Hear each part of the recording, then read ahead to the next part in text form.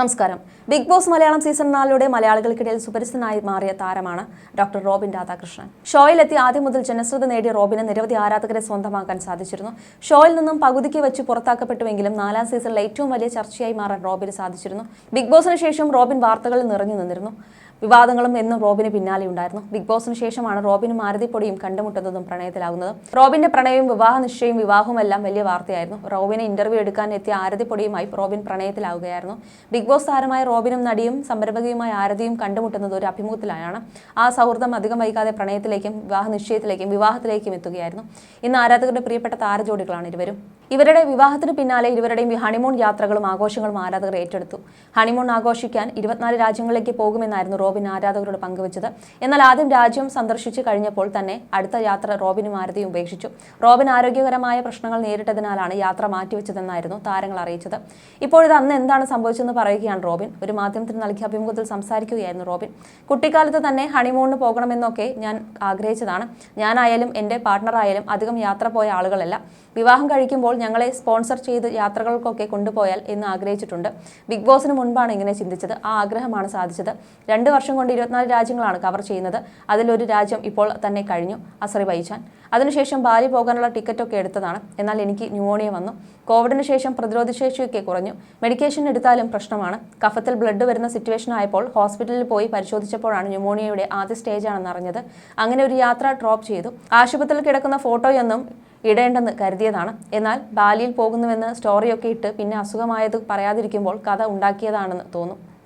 അതുകൊണ്ടാണ് ആ വീഡിയോ ഇട്ടത്. കോമൺ സെൻസ് ഇല്ലാത്ത ആളുകൾ കരുതുന്നത് 2 വർഷത്തേക്ക് പൂർണ്ണമായും ഹണിമൂൺ ആണെന്നാണ്. അങ്ങനെയല്ല. 2 വർഷത്തിനുള്ളിൽ 24 രാജ്യങ്ങൾ പോയി തീർക്കുമെന്നാണ് ഞാൻ പറഞ്ഞത്. അസർബൈജാനിൽ പോയതൊക്കെ വളരെ രസകരമായിരുന്നു. നിങ്ങൾ ആരും കാണാത്തൊരു പൊടിയുണ്ട്. ആ കാര്യങ്ങളാണ് ഞാൻ വീഡിയോയിൽ കാണിച്ചത്. അത് കണ്ട് ഒരുപാട് പേർ മെസ്സേജ് അയച്ചിരുന്നു. അവളുടെ ആഗ്രഹം നടത്തി കൊടുക്കാൻ സാധിച്ചതിൽ സന്തോഷം. വിവാഹം കഴിഞ്ഞതിന് ശേഷം എന്താണ് മാറ്റം വന്നതെന്ന് എല്ലാവരും ചോദിക്കാറുണ്ട്. 3 വർഷമായി എനിക്ക് പൊടിയെ അറിയാം. എനിക്ക് വലിയ മാറ്റമൊന്നും സംഭവിച്ചിട്ടില്ല. ചില കാര്യങ്ങൾ ഞാൻ നിയന്ത്രിക്കാൻ പഠിച്ചു. ഭയങ്കര ദേഷ്യപ്പെട്ടിരുന്ന, അഗ്രസീവായിരുന്ന, റിയാക്ട് ചെയ്തിരുന്ന രീതിയൊക്കെ കുറഞ്ഞു. എല്ലാത്തിനും നിയന്ത്രണമുണ്ട്. പ്രായമാകുമ്പോൾ സ്വാഭാവികമായും നിയന്ത്രണം വരും. എനിക്ക് 37 വയസ്സുണ്ട്. ബിഗ് ബോസിന് മുൻപ് ഇങ്ങനെ ആയിരുന്നില്ല ഞാൻ. വളരെ സൈലന്റ് ആയിരുന്നു. അധികം ടാലന്റ് ഉള്ള ആളല്ലായിരുന്നു ഞാൻ. പരമാവധി പ്രശസ്തി, അതുമായിരുന്നു ആഗ്രഹം. ബിഗ് ബോസ് കഴിഞ്ഞാൽ കിട്ടുന്ന പ്രശസ്തി 1 വർഷം അതുപോലെ നിലനിർത്തണമെന്ന് ആഗ്രഹിച്ചു. പല രീതിയിൽ പല കാര്യങ്ങൾ ചെയ്തു. കണ്ടന്റിന് വേണ്ടി തന്നെ ചിലത് ചെയ്തിട്ടുണ്ട്. റിയൽ ലൈഫും വേറെയാണ്. ഈ പ്രശസ്തിക്കെല്ലാം ഞാൻ എന്നോട് തന്നെയാണ് കടപ്പെട്ടിരിക്കുന്നത്. ഇപ്പോൾ എൻ്റെ കൂടെ സപ്പോർട്ട് സിസ്റ്റമായി പൊടി കൂടി വന്നു. ഇത്രയും അഗ്രസീവായ ടോക്സിക്കായ ആളെ വേണമെന്നൊക്കെ ഞാൻ ചോദിച്ചിട്ടുണ്ട്. സത്യം പറഞ്ഞാൽ പൊടി ഭയങ്കര പാവമാണ്. ഒന്നാമത് പൊടിക്ക് എന്നെ നന്നായി അറിയാം. ഞാൻ യഥാർത്ഥത്തിൽ എന്താണെന്നറിയാം. ഞാൻ ഇല്ലെങ്കിൽ കല്യാണം കഴിക്കാൻ പൊടിക്ക് വേറെ 10,000 ചെക്കന്മാരെ കിട്ടും. എന്നിട്ടും പൊടി എന്നെ തിരഞ്ഞെടുത്തെങ്കിൽ എന്നിൽ എന്തോ നല്ലതുണ്ട്. ഇപ്പോൾ ഒരു ലോ പ്രൊഫൈൽ ജീവിതമാണ് ഞാൻ നയിക്കുന്നത്. എൻ്റെ മനസ്സിലെ ആഗ്രഹങ്ങൾ നേടിയെടുക്കാനുള്ള തയ്യാറെടുപ്പിലാണ് എന്നും റോബിൻ പറയുന്നു. നേരത്തെ വിവാഹത്തെക്കുറിച്ചും ആരതിയെക്കുറിച്ചും റോബിൻ പറഞ്ഞ വാക്കുകളും വൈറലായിരുന്നു. കുറേ കാലം കല്യാണം എന്ന് പറഞ്ഞതുകൊണ്ട് അവസാനം കല്യാണം കഴിഞ്ഞപ്പോൾ പെട്ടെന്ന് കല്യാണം നടന്നതുപോലെ തോന്നി എനിക്ക്. കുറേ സമയമെടുത്തു. പലതവണ വിവാഹ തീയതി മാറ്റി. ഈ ഡേറ്റ് മാറ്റുമെന്നാണ് കരുതിയത്. പക്ഷേ ആ ഡേറ്റിൽ തന്നെ വിവാഹം നടന്നു. 2-3 വട്ടം വിവാഹം നീട്ടിവെച്ചപ്പോൾ പലരും പറഞ്ഞു ഞങ്ങൾ ബ്രേക്കപ്പ് ആയി പോയെന്നും ഞങ്ങൾ ഇനി വിവാഹം കഴിക്കില്ലെന്നും. പക്ഷെ ഞങ്ങൾ കല്യാണം കഴിച്ചു. എൻ്റെ കൺസെപ്റ്റ് ഓഫ് മാരേജ് രജിസ്റ്റർ വിവാഹമായിരുന്നു. പണ്ട് മുതൽ എൻ്റെ മനസ്സിൽ അങ്ങനെയായിരുന്നു. എന്തിനാണ് ആർഭാടമായി ഒരുപാട് ദിവസത്തെ ഫംഗ്ഷൻ നടത്തി കല്യാണം കഴിക്കുന്നതെന്നെല്ലാം തോന്നിയിരുന്നു. പക്ഷേ വിവാഹം എന്ന് വരുമ്പോൾ വധുവിനായിരിക്കുമല്ലോ ഏറ്റവും പ്രാധാന്യം. ആ പെൺകുട്ടിക്ക് എങ്ങനെ കല്യാണം നടക്കണം എന്നതിൽ സ്വപ്നങ്ങൾ ഉണ്ടാവുമല്ലോ. പ്രത്യേകിച്ച് ആരതി പൊടിക്ക്. ഒരു ഫാഷൻ ഡിസൈനർ കൂടിയായ കൊണ്ട് ഒരുപാട് സങ്കല്പങ്ങൾ ഉണ്ടാകുമല്ലോ. അതുകൊണ്ടാണ് ആർഭാട വിവാഹത്തിനൊപ്പം നിന്നത്. പിന്നെ ഞങ്ങളുടെ വിവാഹത്തിന്റെ എല്ലാ കാര്യങ്ങളും പ്ലാൻ ചെയ്ത് കോർഡിനേറ്റ് ചെയ്ത് എക്സിക്യൂട്ട് ചെയ്തത് ആരതി തന്നെയാണ്. അതിന് പൊടിയെ ഞാൻ അഭിനന്ദിക്കുന്നു. ഒരു കല്യാണം നടത്തുക എന്നത് അത്ര എളുപ്പമുള്ള കാര്യമല്ല. വളരെ കുറച്ച് പേർ മാത്രമേ പൊടിയെ സഹായിക്കാൻ ഉണ്ടായിരുന്നുള്ളൂ. 7 ഫെറ എന്ന കോൺസെപ്റ്റ് പൊടി പറഞ്ഞപ്പോൾ ഇതൊക്കെ നടക്കുമോ എന്ന തോന്നലാണ് എനിക്ക് ആദ്യം വന്നത്. പക്ഷേ എല്ലാം നന്നായി നടന്നു എന്നും റോബിൻ പറഞ്ഞു. അടുത്തിടെ പ്രണയം മുതൽ വിവാഹം വരെ നടന്ന കാര്യങ്ങളെക്കുറിച്ച് ആരതി പൊടി പറഞ്ഞ കാര്യങ്ങളും ശ്രദ്ധ നേടിയിരുന്നു. വിവാഹമേ വേണ്ടെന്ന് താൻ ഒരിടയ്ക്ക് തീരുമാനിച്ചിരുന്നുവെന്നും ആരതി പറയുന്നു. എൻ്റെ ചേച്ചിയുടെ കല്യാണം കൊറോണ സമയത്തായിരുന്നു. അന്ന് ഞാൻ ബൊട്ടീക്ക് സ്റ്റാർട്ട് ചെയ്തിരുന്നുവെങ്കിലും വലിയ ആഘോഷമായി വിവാഹം നടക്കാതിരുന്നതിനാൽ നന്നായി ഒരുങ്ങി നടക്കാനൊന്നും പറ്റിയില്ല. ചേച്ചിയുടെ കല്യാണത്തിന് എനിക്ക് നന്നായി തിളങ്ങാൻ പറ്റുമല്ലോ. അതുകൊണ്ട് തന്നെ ഒരുപാട് ആഗ്രഹങ്ങൾ ഉണ്ടായിരുന്നു. പക്ഷെ ഒന്നും നടന്നില്ല. പൊതുവെ നാട്ടുകാരുടെ കല്യാണത്തിന് പോലും ബ്രൈഡിനെ പോലെ ഒരുങ്ങി പോകുന്നയാളാണ് ഞാൻ. റോബിൻ ചേട്ടൻ എൻ്റെ ലൈഫിലേക്ക് വന്നില്ലായിരുന്നുവെങ്കിൽ കല്യാണമൊന്നും കഴിക്കാതെ ഇപ്പോഴും ഞാൻ സിംഗിളായി ജീവിക്കുന്നുണ്ടാവും. റോബിൻ ചേട്ടനെ കാണുന്നതിന് 1 മാസം മുമ്പ് ഇനി എൻ്റെ ജീവിതത്തിൽ ഒരു കല്യാണമില്ലെന്ന് ഞാൻ തീരുമാനമെടുത്തിരുന്നു. കല്യാണത്തെക്കുറിച്ച് ചിന്തിക്കുമ്പോൾ തന്നെ ഒരു ഷോക്കായിരുന്നു.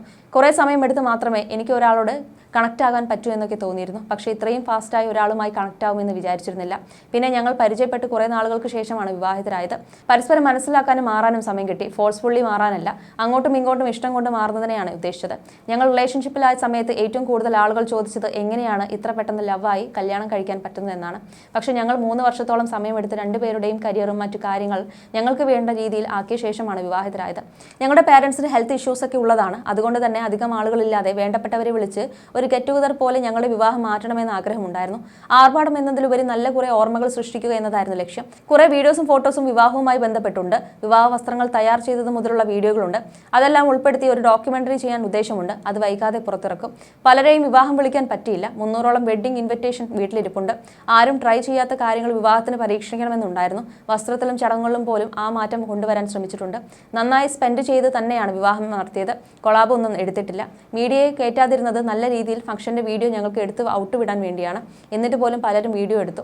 അതൊക്കെ എനിക്ക് ബുദ്ധിമുട്ടുണ്ടാക്കി. സ്ട്രൈക്ക് കൊടുക്കണമെന്ന് ആദ്യം കരുതിയിരുന്നത് പിന്നീട് വേണ്ടെന്ന് വെച്ചു. ഞാൻ നിർബന്ധിച്ചതുകൊണ്ടാണ് വലിയ ഫംഗ്ഷനായി വിവാഹം നടത്താൻ റോബിൻ ചേട്ടൻ സമ്മതിച്ചത്. ചെറിയ എക്സ്പെക്ടേഷൻ മാത്രമുള്ളയാളാണ് റോബിൻ ചേട്ടന്. അതുകൊണ്ട് എന്ത് കിട്ടിയാലും ബോണസാണ് എന്നാണ് പറയാറുള്ളതെന്നുമാണ് വിവാഹവുമായി ബന്ധപ്പെട്ട അറിയക്കഥകൾ വെളിപ്പെടുത്തി ആരതി പറഞ്ഞത്. ആരതി സ്വന്തമായി ഡിസൈൻ ചെയ്ത വസ്ത്രങ്ങളാണ് വിവാഹത്തിന് ധരിച്ചതെന്നുമാണ് ആരതി പറഞ്ഞത്.